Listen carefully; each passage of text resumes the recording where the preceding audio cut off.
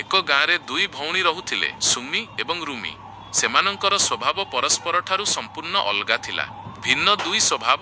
ସୁମି ବଡ଼ ଭଉଣୀ ସୁମି ଥିଲା ବହୁତ ପରିଶ୍ରମୀ, ଦୟାଳୁ ଏବଂ ସନ୍ତୋଷୀ। ସେ ସବୁବେଳେ ଅନ୍ୟର ସାହାଯ୍ୟ କରୁଥିଲା। ରୁମି ସାନ ଭଉଣୀ ରୁମି ଥିଲା ଅଳସୁଆ ଏବଂ ଲୋଭୀ। ସେ ସବୁବେଳେ ନିଜ ଭାଗ୍ୟକୁ ନିନ୍ଦା କରୁଥିଲା ଏବଂ କମ୍ ପରିଶ୍ରମରେ ଅଧିକ ଜିନିଷ ପାଇବାକୁ ଚାହୁଁଥିଲା। ସୁମିର ଭାଗ୍ୟ ପରୀକ୍ଷା। ଦିନେ ସୁମି ଜଙ୍ଗଲକୁ କାଠ ସଂଗ୍ରହ କରିବାକୁ ଯାଇଥିଲା। ସେଠାରେ ସେ ଜଣେ ବୃଦ୍ଧାଙ୍କୁ ଦେଖିଲା, ଯିଏ ଭୋକରେ ଆତୁର ହେଉଥିଲେ। ସୁମି ନିଜ ପାଇଁ ନେଇଥିବା ଖାଦ୍ୟତକ ସେହି ବୃଦ୍ଧାଙ୍କୁ ଦେଇଦେଲା। ସେହି ବୃଦ୍ଧା ଜଣକ ପ୍ରକୃତରେ ଜଣେ ବନଦେବୀ ଥିଲେ। ସେ ସୁମିର ନିଃସ୍ୱାର୍ଥପରତା ଦେଖି ଖୁସି ହୋଇ ତାକୁ ଏକ ଯାଦୁକରୀ ହାଣ୍ଡି ଉପହାର ଦେଲେ। ସେହି ହାଣ୍ଡିକୁ ଯାହା ମାଗିଲେ ସେ ସୁଆଦିଆ ଖାଦ୍ୟ ବାହାର କରୁଥିଲା। ସୁମି ସେହି ହାଣ୍ଡି ସାହାଯ୍ୟରେ ନିଜ ପରିବାର ଓ ଗାଁ ଲୋକଙ୍କ ସେବା କରି ସୁଖରେ ରହିଲା। ରୁମିର ଲୋଭ। ସୁମିର ଏହି ଭାଗ୍ୟ ଦେଖି ରୁମି ମନରେ ଈର୍ଷା ହେଲା। ସେ ମଧ୍ୟ ସେହି ବୃଦ୍ଧାଙ୍କୁ ଖୋଜିବାକୁ ଜଙ୍ଗଲକୁ ଗଲା।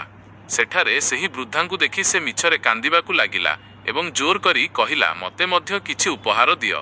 ବୃଦ୍ଧା ଜାଣିପାରିଲେ ଯେ ରୁମିର ମନରେ କେବଳ ଲୋଭ ଅଛି। ସେ ତାକୁ ଏକ ବଡ଼ ବକ୍ସ ଦେଲେ ଏବଂ କହିଲେ, ଏହାକୁ ଘରକୁ ନେଇ କବାଟ ବନ୍ଦ କରି ଖୋଲିବ। ପରିଣାମ, ରୁମି ଘରକୁ ଆସି ଖୁସିରେ କବାଟ କିଳି ବାକ୍ସଟି ଖୋଲିଲା।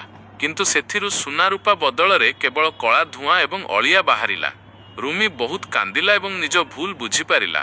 ସୁମି ତାକୁ ବୁଝାଇଲା ଯେ ଭାଗ୍ୟ କେବଳ ସେତିକିବେଳେ ସାଥ ଦିଏ ଯେତେବେଳେ ମଣିଷର କର୍ମ ଭଲ ଥାଏ। ନୀତି ଶିକ୍ଷା। ପରିଶ୍ରମ ଏବଂ ସାଧୁତା ହିଁ ପ୍ରକୃତ ଭାଗ୍ୟ ଗଠନ କରେ। ଲୋଭ ସବୁବେଳେ ଦୁଃଖର କାରଣ ହୋଇଥାଏ।